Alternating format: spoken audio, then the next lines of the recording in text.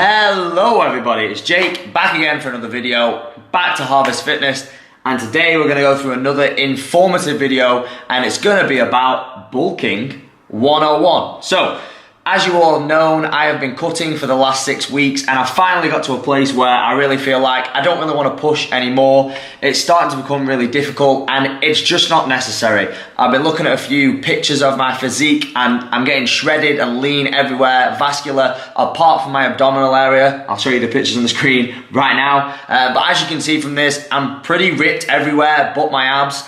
And yes, I could push myself to get a little bit more body fat percentage off my abs, but for what reason? Because you've got to think, whilst you're in a deficit and you're losing body fat, you're not building muscle, you're not getting stronger, and you're just wasting time. So I'm low enough now to start thinking about bulking back up again. And I thought, whilst I go into that process of transition into a bulk from a cut, I will go through exactly the sort of things that I'm thinking about, and hopefully educate some of you on the topic of bulking.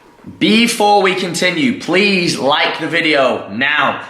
Do it! And please subscribe, because I put these sort of videos on all the time, and this informative one is going to be a great one. Stay tuned. One of the first things we actually need to think about when we're bulking is, are we a low enough body fat percentage to actually start bulking? So, generally, the sweet spot with a bulk is around about 10 to 13% when you start bulking. So the lower your body fat percentage, the more your body is primed to actually build muscle, okay? So your potential to build muscle at a lower body fat percentage is better. If we go too low, where it's like competition prep, 6 to 9%, you're not in a healthy state. And if we're too high, like over 16, 17%, you just got too much body fat on you. So the sweet spot is around that 12, 13, 14%, where yes, you may have a little bit of body fat percentage, but you have time, because obviously as you bulk, you will accumulate body fat. There's no way that you can do a bulk, no matter how controlled it is, without putting body fat on. But you want to put yourself and start yourself in a position where you've got room to put that fat on, essentially, whilst you build muscle. So if we get back to the fundamentals, the whole point of a bulk is we're eating in a calorie surplus, I'll go through that in a second, to try and put additional muscle mass on ourselves. So the next thing that we're going to look at is calculating calories. So you actually have to know how many calories you need to put on muscle mass.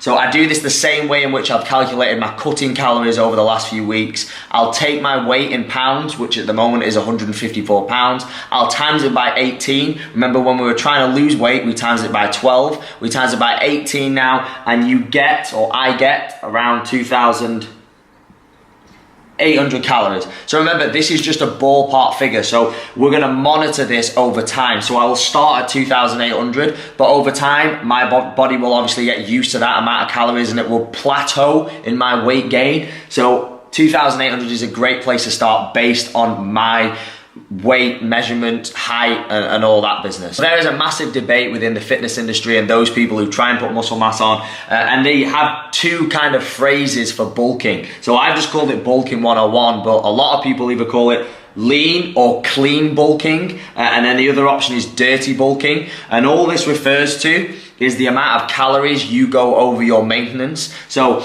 my maintenance is about 2,500, 2,600. A clean or lean approach to this would be only to go over the maintenance by about 200 or 300 calories. Hence why I'm on 2.8 in the calculation. So this is going to put on minimal fat gain. Remember, you're always going to put on fat gain anyway when you're trying to put on muscle mass, but it will be a long process, but you won't put a lot of fat on. The alternative is dirty bulking, where people just eat everything that they see. So it's a seafood diet, and you accept that you're going to put on loads of weight, muscle, and fat. So the big difference and key issue with this is that eventually you're going to get to a point where you're going to want to cut down to reveal the muscle that you've built. If you do a lean bulk, it's going to be a long process. It's going to be a slow process, but you'll put muscle mass on slowly, at the same rate that you would when you are dirty bulking, except with a dirty bulk, you're going to put on loads of fat at the same time. So in my eyes, if you're going to put on muscle at the same rate anyway, because the body can only synthesize, when I say synthesize, I just mean put on, so produce, grow new muscle tissue at about 2 to 3 pounds a month probably based on my training experience, which is about 4 to 6 years, 2 to 3 pounds a month. So if you're putting on like 10 pounds a month and you're thinking, great, my weight's going up, putting on all this muscle, my strength's going up, it's probably not going to be a lot of muscle. It's probably going to be about 10, 15, 20% of the muscle out of those 10 pounds. The rest is all going to be fat. So what is the point in dirty bulking and putting on all this fat for no reason when you're not going to be putting muscle on at any larger or greater rate? Obviously, you will only be able to gain weight, or I will only be able to gain weight on 2,800 calories for a certain amount of time. Whatever that amount of time may be, I will get to a point where my weight will stall and plateau. You know what I'm like, I like to meticulously track this so I know exactly what's happening with my body. So when that happens, I will increase it by 100 for a week or two, see what goes on, regulate what my strength is like in the gym, but over time, that number will creep up and up and up because my body is essentially matching this number. So over time, what I once started as a surplus, it will then become a maintenance because obviously I'm putting on weight and my metabolic demand will slowly increase over time. So you've got to keep having a look at this number and seeing what happens to your weight. Continuing on, we're going to have to look at the macronutrients. So most important one, protein. Protein is what drives muscle growth and muscle building. It's pretty much the same as what it's going to be for when you were cutting. You probably get away with having a little bit less protein. So for when we were cutting, it was 1 gram per pound of body weight. So again, I'm 154 pounds. So if I just put it roundabout, let's round it up, 155 grams of protein, okay? So you don't need to go overboard like most people say. You don't need 200, 250, 300 grams of protein. All that will give you is just excess calories that you're not gonna require. So keep it at 155. If you're 200 pounds, 200 grams. We're actually going to skip carbohydrates for now and we're going to look at fat next, okay? So fat, you're going to want to increment up a little bit from when you're in a deficit. I always said to do 40 to 60 grams for hormonal reasons when you're in a deficit. When you're in a bulk, you obviously need more calories from somewhere. So I'm going to put mine up probably to about 70 grams. In terms of a percentage, this is probably about 15 to 20% of your overall calorie intake. You can specifically get this number from a calculator online, or if you use the goals option in MyFitnessPal, you can change the percentages anyway, so you'll know exactly how many fats to have. But it's purely just to keep having more calories, you're going to get it from somewhere, which is the fats. Carbohydrates are always really important, but they become even more important when you're on a bulk. So you want to ramp these up to around 45 to 50, maybe even 55% of your overall calorie total. Massive reasons why. You're going to need to fuel those big workouts. Remember, we're trying to build muscle now. We're not just trying to maintain it. You need carbohydrates because carbs are the principal source of energy for the body. It's what it looks to first. Second reason is in your body, you have a hormone called insulin. So insulin is a growth anabolic hormone. It's a storage hormone. What that means is every time you eat carbohydrates and protein, but we'll concentrate on the carbohydrates instead. When you eat carbohydrates, you have an insulin spike in your body. This causes your cells, particularly muscle cells, to upregulate protein and carbohydrates coming into them. So when you're bulking, you want a constant supply of that insulin spike. Not all the time because you'll lose sensitivity, but you want more of a supply than you would than when you're in a deficit. So carbohydrates are really, really important on this one. We've handled our nutrition and now we're gonna move over to the training split on the other side of the whiteboard. You've got to remember there's two ways to drive muscle hypertrophy, so muscle growth. You've got to be in a surplus, so you've got to give your body the tissue, the substances through food, as I should have said, to build new tissue, but then you've also got to progressively overload within your training and actually give your body a reason to grow. It has to have a stimulus, okay? So forms of progressive overload are training with heavier resistance, getting more repetitions out with said resistance or both, okay?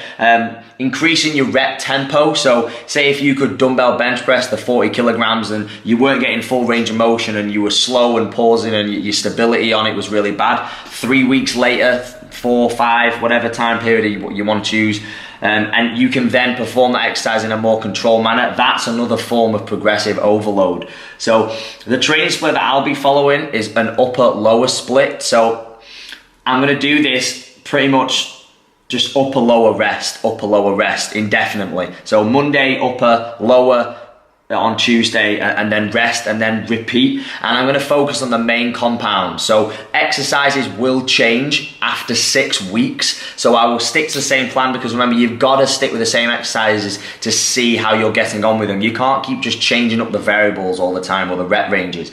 So I'm going to concentrate on the compounds. So if we look at upper body, you've got an overhead press, you've got a horizontal press off the chest, so your benches, and then you've got vertical pull, so a pull up or a pull down, and then you've got a horizontal pull, which is a row variation. And then if we're on the lower days, I'm going to split these into hip hinges, so deadlifts, hip thrusts, and then you've obviously got your squat, so whichever variation you decide. And then I may or may not, depending on how I'm getting on, throw in an actual arm day, because my arms are a bit of a weak point, I'd say my biceps.